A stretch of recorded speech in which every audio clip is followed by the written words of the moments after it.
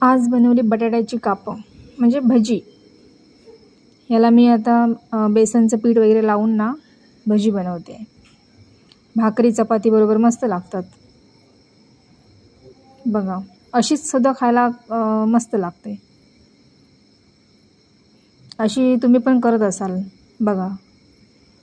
आता फ्राय करून वगैरे दाखवते तुम्हाला. भात डाळ भाजीबरोबर पण हे छान लागतात.